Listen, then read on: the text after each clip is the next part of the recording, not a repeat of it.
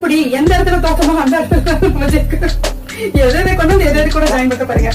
மறுபடியும் ஒரு sorry book பண்ணேன். வாவ், ஐ அம் ஃபுல்லி சாட்டிஸ்ஃபைட்.